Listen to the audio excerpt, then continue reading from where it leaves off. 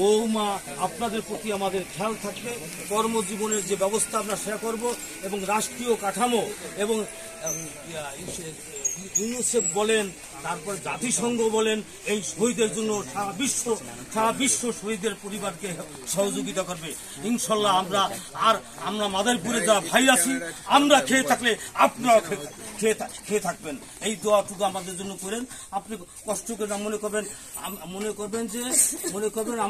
আমরা আপনার সন্তান। যখন ডাক দিবেন, যদি না পান তখন কানবেন, এখন কানবেন না আমাদের সামনে, কারণ আপনার কান্না আমরা সহ্য করবো না, দেখবো না। কারণ আপনার কান্নাটি হয়ে গেছে এখন লক্ষ লক্ষ কোটি কোটি মানুষের। এই জন্য আমরা জবান দিয়ে গেলাম এই মাদারীপুরে সকল স্তরের লোকেরা, আপনারা যদি অসহায়ত্ব করেন, বিপদে পড়েন, আপদে পড়েন, কোনো কারো কাছে মাথা নত করবেন না। এই ছেলের শহীদের বিচার এই বাংলার মাটিতে হইতে হবে। যদি এখানে মামলা হুমকি দেয়, দামকি দেয়, কারো কাছে মাথা নত করবেন না।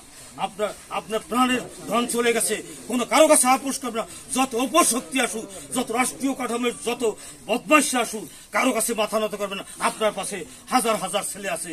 আপনার প্রয়োজনে আবার যদি বিচার না হয়, প্রয়োজনে আবার এই মাদারীপুর গরম হবে, মাদারীপুরে আন্দোলন হবে, সারা দেশব্যাপী আন্দোলন হবে, যে এই শহীদের সঠিক মর্যাদা না করা হয় এবং যদি আইনগতভাবে এই ব্যবস্থা না দেওয়া হয়।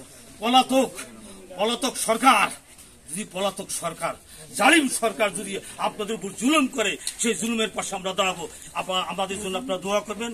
আমরা সবাই জন্য আমরা আপনাদের সাথে শরীক হতে পারি। বিজয়ের পথে যাত্রা শুরু, জীবন অথবা মৃত্যু। আসসালামু আলাইকুম।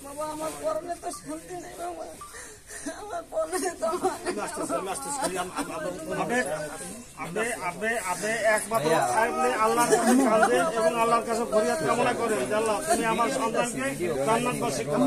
হ্যাঁ, এই যে রোমান ভাইয়ের বাড়িতে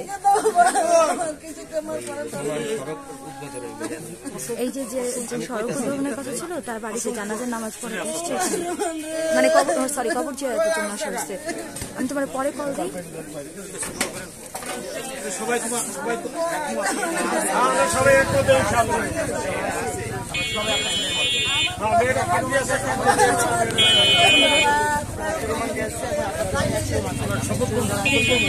আপনি যে কোনো প্রয়োজনে ডাক দেবেন,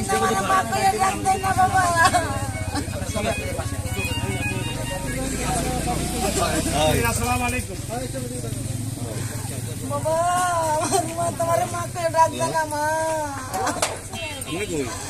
আমার পরান তো কোনো সময় শান্তি দেব না।